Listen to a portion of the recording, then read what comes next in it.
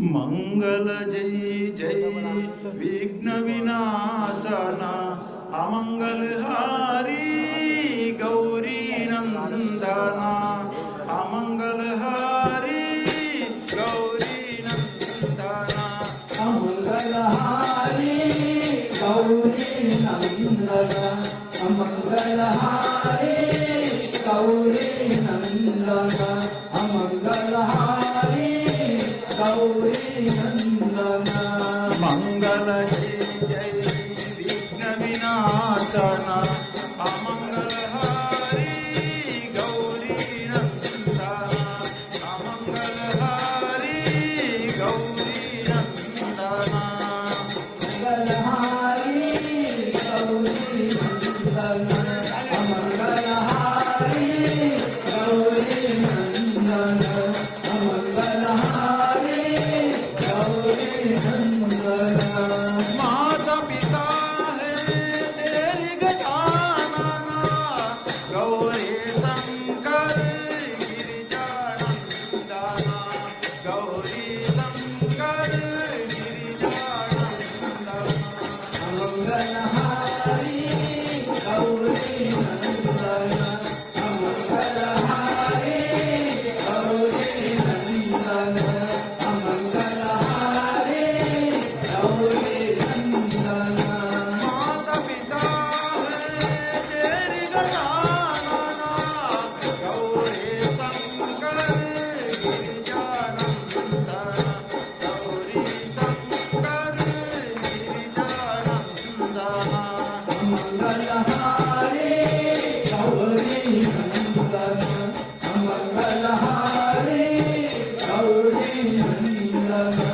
अमंगल हारी गौरी नंदना मंगल जय जय विघ्न विनाशना अमंगल हारी गौरी नंदना अमंगल हारी गौरी नंदना अमंगल हारी गौरी नंदना अमंगल हारी गौरी नंदना अमंगल हारी गौरी नंदना मुनि सुरा नरा तुमको पूजते देवो देवता तुमको अर्चते देवो देवता तुमको अर्चते अमंगल हारी गौरी नंदना अमंगल हारी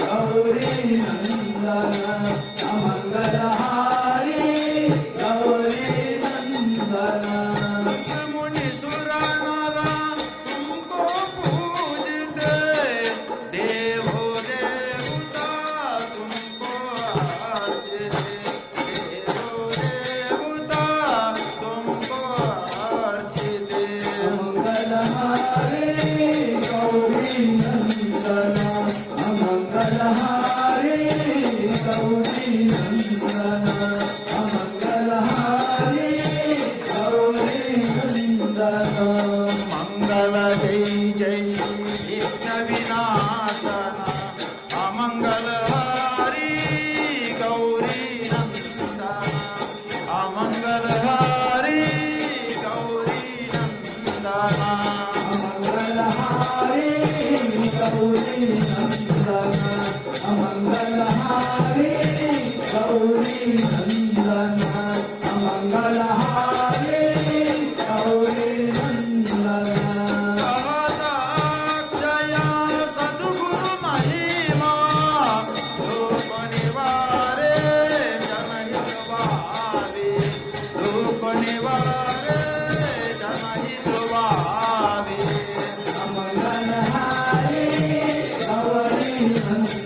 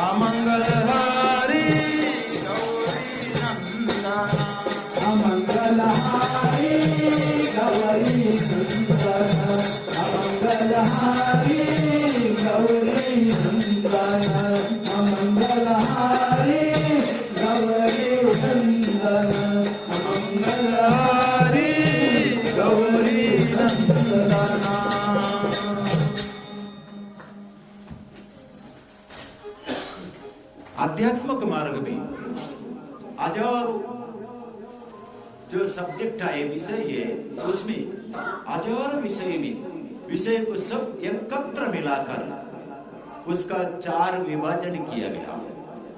तो 4 भाग का नाम है, पहला भक्ति, दूसरा ज्ञान, और तीसरा महाज्ञान, और चौथा ब्रह्म ज्ञान करके ऐसा 4 विभाजन किया गया। जो हजारों सब्जेक्ट है, हजारों सब्जेक्ट का एकत्र मिलाकर 4 विभाजन 4 भाग किया गया। इसमें फिर से 2 भाग किया गया। ये 2 भाग का नाम है, एक भक्ति और दूसरा साधन। कैसा? जो भक्ति एक भाग में गया तो, और 3 भाग था, ज्ञान, महाज्ञान, ब्रह्म ज्ञान, ये दूसरा भाग में किया गया। उसको साधन करके नाम रखा गया। ये साधन में 3 भाग आता है और भक्ति में 1 भाग आता है। जो 1 भाग है भक्ति का, उसमें केवल भक्ति मात्र किया जाता है, उससे आगे का उसमें नहीं है। और उससे आगे अगर हमें ईश्वर का परमानंद सच्चिदानंद स्वरूप तक पहुंचना हुआ तो हमें साधन का मार्ग को चलना पड़ता है। साधन का मार्ग पर चलने के लिए उसको योग्य सद्गुरु और तपस्वी लगते, जब भी मात्र हम आगे साधन का मार्ग तक जा सकते हैं। साधन का मार्ग अनेकों मार्ग है।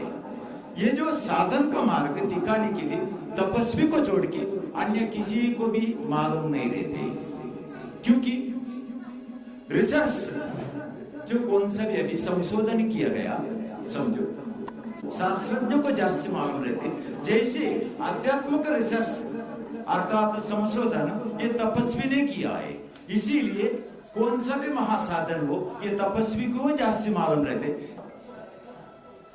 शिवाजी महाराज को भी सदगुरु बनाना था, लेकिन उसका सामने 2 महाराज थे, एक पूजनीय तुकाराम महाराज और दूसरा महापूजनीय रामदास स्वामी। इस 2 महाराज से एक को सदगुरु बनाना था। एक महाराज ऐसा था 8,500 अभंग लिखकर बहुत प्रसिद्ध में था, और दूसरा एक महाराज केवल एक लंगोटी छोड़कर और उसे आगे उसके पास कुछ भी दिखाई नहीं देता था। जो दिखाई नहीं देने वाला वस्तु अंतरंग में था, जो बाहर से कुछ भी दिखाई नहीं देता था। उसी समय में शिवाजी महाराज ने रामदास स्वामी को सदगुरु बनाया। यहाँ पर एक सवाल आता है, शिवाजी महाराज ने रामदास स्वामी को सदगुरु क्यों बनाया? इसका उत्तर मैं भी नहीं दूंगा, आपको ढूंढ लेने का।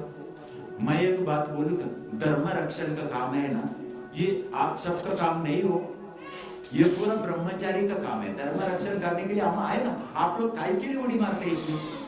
पैंट शर्ट जोड़ देने का, डायरेक्ट भगवत धारण करने का हो गया बाबा। कुछ जरूरत है? कुछ ना कुछ बिगड़ के पूरा सत्यानाश करके, धर्म का पूरा वाटला करके पूरा सत्यानाश कर देते, और उसके बाद जाके बड़ा घर में जाके बैठ जाते। कुछ जरूरत है? कोई भी बड़ा घर में जाके आज तक बैठे, उसमें एक भी ब्रह्मचर्य और तपस्वी नहीं है। पूरा आप लोग का जैसे टिकली लगाने वाले का मिस्टर सब पूरा, एक भी ऐसा नहीं ब्रह्मचारी पूरा टिकली लगाने वाले का मिस्टर। इसके आप लोग गया करके प्रॉब्लम आ गया, या आप लोग की वजह से प्रॉब्लम आ गया। अरे हमारा जैसे ब्रह्मचारी लोग नहीं था, उसके पास जाने के लिए आप लोग नहीं होता था, काय के उधर भीड़ लगाने का? कोई भी बोले वहां पर एक पंडित बहुत बड़ा है, कोई बोले यहाँ पर एक भक्त बहुत बड़ा है, कोई बोले वहां पर एक बहुत बड़ा बाबा है। पहले ये सोचो, आप वो बाबा हो या पंडित हो या कोई भक्त हो, तपश्चर्या किया है? तपश्चर्या किया नहीं है, उसको आध्यात्मिक शक्ति प्राप्त कैसे हुआ? आध्यात्मिक शक्ति प्राप्त होने के लिए तपश्चर्या करना पड़ता है। तपश्चर्या करने के बाद उसको रिद्धि सिद्धि प्राप्त होते हैं।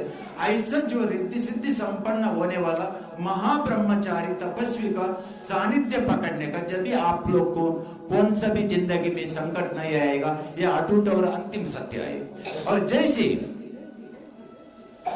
पैसा और उसका बाद बुद्धि शक्ति, ये दो रह गया, सब कुछ कर सकते जीवन में, सब कुछ बना सकते।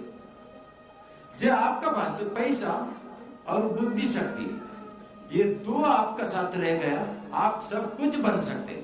आप तो एमएलए बन सकते, आप एमपी बन सकते, मराठी भाषा में खासदार बोलते हैं, और एमएलए को आमदार बोलते हैं। आप मुख्यमंत्री बन सकते, पंतप्रधान बन सकते, पैसा और बुद्धि रहेगा तो। लेकिन एक मात्रा जरूर नहीं बन सकते, कितना भी पैसा हो और कितना भी बुद्धि शक्ति क्यों ना हो, लेकिन आप एक जरूर नहीं बन सकते, वो है तपश्चर्या। आप तपश्चर्या में आप 11 घंटे नहीं बैठ सकते। क्यों नहीं बैठ सकते? अभी देखिए दर्शकों, जो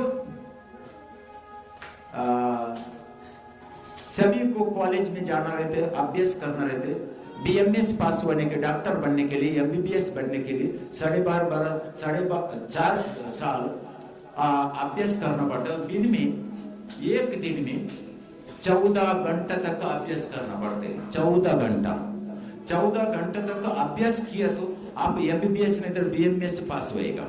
इतना कठिन अभ्यास है। किसी को भी जो अभ्यास करने के लिए सभी को घंटा लाते हैं, किसी को भी कंटाल नहीं आते है, ऐसा कोई भी नहीं रहेगा, सभी को कंटाल आते, फिर भी अभ्यास करते हैं। क्यों? उसका जो टारगेट पूर्ण करना है, उसका जिंदगी का टारगेट है वो पूर्ण करना है, इसलिए कंटाल को एक बाजू में साइड में सरका कर उन्होंने अभ्यास पूरा 14 घंटे तक करके एमबीबीएस बन जाते, डॉक्टर बन जाते, बीएमएस डॉक्टर बन जाते, क्योंकि 14 घंटा तक अभ्यास करना पड़ता है, जब भी आप डॉक्टर बन सकते, अन्यथा डॉक्टर नहीं बन सकते। लेकिन फिर भी आपको कंटाल आते, लेकिन इतना कंटाल होने के बाद भी आप लोगों को अभ्यास करते। लेकिन ऐसा भी 2 व्यक्ति है, उसको कभी भी कंटाला नहीं आता है। 2 व्यक्ति आए, उसको कंटाले ही नहीं आते कभी भी। वो कौन है? वो 2 व्यक्ति है। एक पहला शास्त्रज्ञ है और दूसरा तपस्वी है। उसको कभी भी कंटाला ये नाम के गोष्ठी नहीं है उसका साथ, क्योंकि उस कंटाला आते नहीं है। और कंटाला आया हुआ तो शास्त्रज्ञ नहीं बन सकते। क्यों? शास्त्रज्ञ बनने के लिए 18 घंटे तक अभ्यास करना पड़ता है, रिसर्च करना पड़ता है, संशोधन करना पड़ता है। 18 दिन में 18 घंटे तक, 6 घंटे मात्र सो जाने का। उसके बाद बचा हुआ दिन जो जागृत अवस्था में आ गए, फिर संशोधन सो, फिर रिसर्च सो। ये जब तक 18 घंटे तक जो उसको संशोधन करने के लिए जमेगा, वही शास्त्रज्ञ बन सकते हैं। लेकिन फिर भी वो शास्त्रज्ञ भी एक नहीं बन सकते, वो है तपस्वी, उसको भी जमने वाला नहीं है। इसीलिए जो तपश्चर्या करते हैं 12.5 साल तक एक जगह पे बैठकर काया स्तंभन होकर बैठ जाके ईश्वर में लीन हो जाते, ऐसा जो महातपश्चर्या, ये इंसान का बस का बात नहीं। ये इंसान कभी नहीं कर सकते, इंसान कभी नहीं कर सकते। इसका मतलब क्या है? जो करने वाला फिर कौन है? इंसान कभी नहीं कर सकते, ये इंसान का बस का बात नहीं है। इंसान कभी नहीं कर सकते, तपश्चर्या इंसान कभी नहीं कर सकते। फिर करने वाला कौन है? तपश्चर्या करने वाला कौन? इसका मतलब उसका संदेश इतने है, तपश्चर्या करने वाला महापुरुष है कोई। केवल महापुरुष मात्र कर सकते, अन्य किसी को भी ये तपश्चर्या करने वाला काम जमेगी ही नहीं है। क्योंकि तपश्चर्या बोले तो एक ऐसे शक्तियां है जो जितेंद्रिय बन गया, कान का सुनने के लिए शब्द आए उसको भी जीत लिया, वाणी को जीत लिया, नासन को जीत लिया, आंखें को जीत लिया और कर्मेंद्रिय को जीत लिया। उसको पंचेंद्रिय के कहा जाते हैं। पंच जितेंद्रिय बनने के बाद भी आप तपश्चर्या फिर भी नहीं कर सकते। तपश्चर्या करने के लिए जितेंद्रिय होने इतने काफी नहीं है, उससे भी आगे जाना पड़ता है। क्योंकि जितेंद्रिय बनने के लिए साधन में आप 2 घंटा बैठेगा तो जितेंद्रिय कभी भी बन सकते हैं, लेकिन तपश्चर्या के लिए 2 घंटा नहीं चलते, 2 दिन भी नहीं चलते, 2 महीना नहीं चलते, 2 बरस भी नहीं चलते, 12 से 12.5 बरस तक एक ही जगह पर बैठना पड़ता। एक ही जगह में इतना छोटा से गुफा के अंदर बैठना ये सामान्य इंसान का काम आएगा? हो सकता है एक ही जगह में एक रूम के अंदर आप बैठ के दिखाइए ना, एक रूम के अंदर आप कितना टाइम तक बैठेगा या कितना दिन तक, दिन छोड़ दीजिए कितना घंटे तक बैठेगा कि बोले तो सुबह से शाम तक मुश्किल में बैठेगा, और उससे भी ज्यादा बैठा ले तो पागल हो जाएगा, सब पूरा पागल बन जाएगा, दिमाग घूम जाएगा। व्यक्ति का काम में ये साधन करना और तपश्चर्या करना महापुरुष लोग का काम है यार। केवल इसका मतलब हम कहा जाना चाहिए सानिध्य पकड़ने के लिए। शिवाजी महाराज ने कुछ गलत किया था? उन्होंने भी सानिध्य पकड़ा था, लेकिन एक तपस्वी और ब्रह्मचारी का सानिध्य पकड़ा था। मैं वही भी दोहरा रहा हूं आपको। उन्होंने अगर अनुकरण या करने वाले एक सानिध्य पकड़ा था, फिर आप लोग क्यों दूसरे किधर भी भटक जाते हो? ऐसा सानिध्य पकड़ो जो आज तक किसी ने पकड़ा ना हो। किसी का भी पीछे लग जाते, कोई भी गृहस्थ आश्रम में आ गए, शादी विधि हो गए, 2-3 शादी हो गया, उसके बाद 10-15 बच्चा हो गया, उसके बाद कुछ संकट आ गया, संकट पैंट शर्ट निकल दिया, भगवा डाल दिया, कितना चाहिए उतना खाने के लिए मिलता है। जिंदाबाद, भगवा डाल दिया, खाने के लिए तकलीफ नहीं, कितना चाहिए उतना मिलता है, पेट भर की इतना खाते। अगर खाने का अगर तकलीफ होता है, आपको कुछ कमाने के लिए ज्यादा नहीं है, भगवा डाल देने का, कितना चाहिए उतना मिलते। लेकिन ये भगवा उसी के लिए संबंध है जो ब्रह्मचारी के लिए कि कहा गया, और वो ब्रह्मचारी धर्म रक्षण के लिए संबंधित है। क्योंकि ब्रह्म रक्षण करना बोले तो धर्म का रक्षण करना वही ब्रह्म रक्षण है। इसके लिए उसको अपरिग्रह करके भी कहा गया। जो सामान्य इंसान को जो घर रहता है उसको परिग्रह करके कहा गया। परिग्रह बोले तो संपत्ति से भर के रहने वाला, धान्य से भर के रहने वाला सब जो घर रहते उसको परिग्रह करके कहा जाता है। ये गृहस्थ आश्रमी का घर होते हैं। और जो अपरिग्रह उसमें कुछ भी रहता भी है और रहता भी नहीं है। रहेगा तो रह गया, नहीं रहेगा तो कहां से भी जाके मांग के लेके आओ, उसको अपरिग्रह करके कहा जाता है। अपरिग्रह में रहकर सब कुछ त्याग कर कर वैराग्य जीवन में रहने वाला महातपस्वी का सानिध्य पकड़िए। आपको कहां भी अगर आपको जिंदगी में सफलता प्राप्त करना है, यश प्राप्त करना है, यशस्वी प्राप्त करना है, आदर्श पुरुष बनना है, तो आप महातपस्वी का सानिध्य पकड़िए और दूसरों को भी बताइए और इसका महत्व भी बताइए। जो बताने के बाद आप भी पकड़िए और आपके मित्र परिवार को भी बताइए। ऐसे आप लोग का जिंदगी पूर्ण सुखमय हो जाए। और इतने कहकर आज जो आशीर्वचन का वाणी को पूर्ण मैं विराम देता हूँ। यहाँ पर ओम गुरुदेव धन्यवाद। सभी को मेरा कोटि कोटि प्रणाम और सभी को मेरा कोटि कोटि आशीष।